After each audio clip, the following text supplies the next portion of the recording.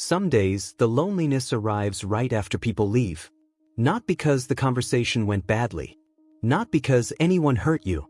Just because somehow, being surrounded by people didn't quite reach the place inside you that was hoping to be reached. And that's a strange feeling to explain. You can spend hours talking, laughing, participating, being present, then come home, close the door, sit on the edge of your bed, and feel two completely opposite things at once.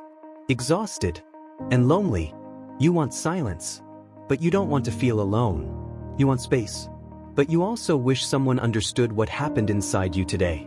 And if you've ever sat with that contradiction, wondering why being around people didn't make you feel connected, you're not imagining it. There are some of us who live between worlds, not fully drawn towards solitude, not fully sustained by social energy. We move back and forth, sometimes gracefully, sometimes painfully, and after a while, it starts to feel like nobody understands how confusing that can be. Because from the outside, people see different versions of you. Some know the version that talks easily, the version that tells stories, the version that keeps conversations moving, the version that seems comfortable around people. Other people know the quieter version, the one who disappears for days, the one who takes forever to respond, the one who suddenly needs distance without explanation.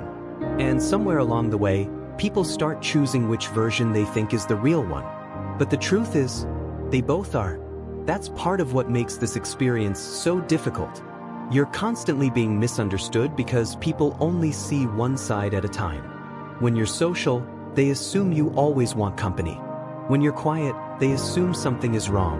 When you're outgoing, they call you extroverted. When you're withdrawn, they call you introverted. And somehow neither description feels complete. Because your inner world doesn't operate in straight lines. It moves in seasons, in rhythms, in tides. Some mornings you wake up craving conversation. You want people. You want laughter. You want shared experiences. You want to feel connected to something bigger than your own thoughts. Then another day arrives, and even seeing notifications feels overwhelming.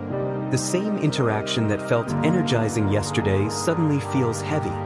Not because you dislike people, not because you're antisocial. You just don't have access to the same emotional bandwidth. And trying to explain that can feel impossible, especially when even you don't fully understand it yourself. So instead, you start making excuses. You say you're busy. You say you're tired. You say you'll reply later. And sometimes you genuinely mean it. But underneath those explanations is something harder to describe. A need to return to yourself. A need to stop being visible for a while. Because visibility has a cost. A cost many people never see. Sometimes the most exhausting part of social interaction isn't talking. It's being perceived. It's constantly adjusting. Constantly reading the room. Constantly deciding which parts of yourself belong in this particular moment. Around one group you're playful. Around another group you're thoughtful. Around another group you're careful. Around another group you're energetic. None of these versions are fake. But maintaining all of them requires energy. Energy you don't always realize you're spending until later. That's why the exhaustion often shows up afterward. Not during. After. Hours later. Sometimes days later. You're suddenly replaying conversations. Remembering things you said. Things you didn't say. Tiny facial expressions. Moments nobody else remembers. And while everyone else has moved on, your mind is still processing. Still sorting, still making sense of everything.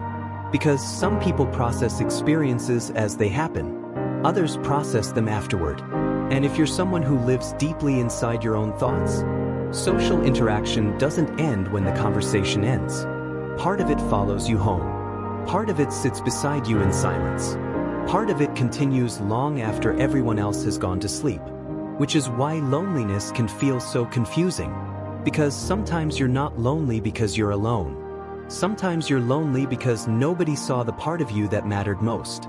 You were present, but not fully known. Included, but not fully understood. Surrounded, but not deeply connected. And those are very different experiences. There are conversations that leave you energized for days. Not because they were exciting, Because they were real. Because for a brief moment, you didn't have to manage yourself. You didn't have to perform. You didn't have to simplify your thoughts. You didn't have to translate your feelings into something easier to understand. You could simply exist and be met there. That's the kind of connection many ambiverts secretly crave. Not more people, not more attention, not more social activity, just more moments where they don't have to edit themselves.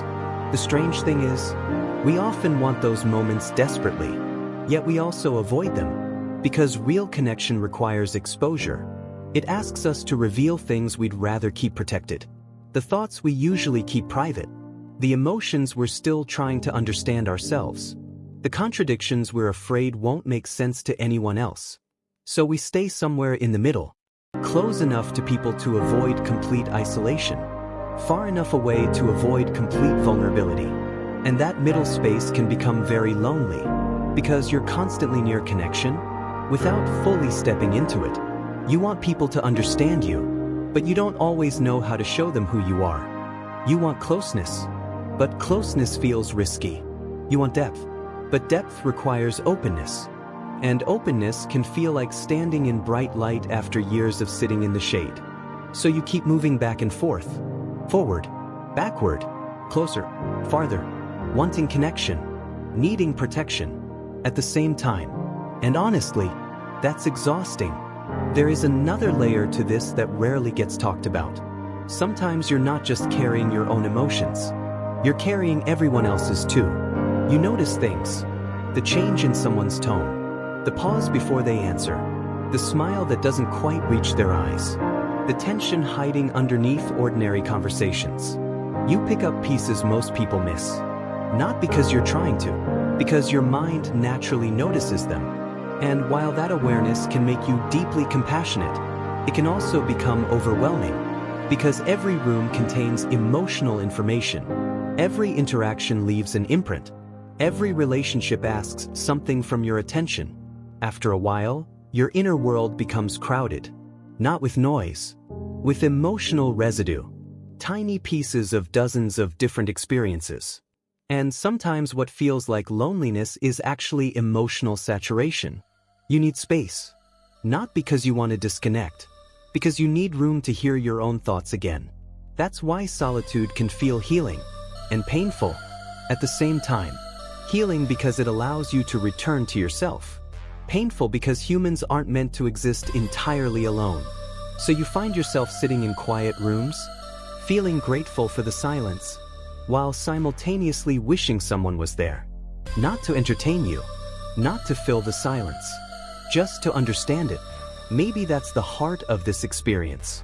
Not wanting constant company, not wanting constant solitude, wanting the freedom to move naturally between both, without feeling guilty, without feeling broken, without feeling like you have to pick one identity and stay there forever.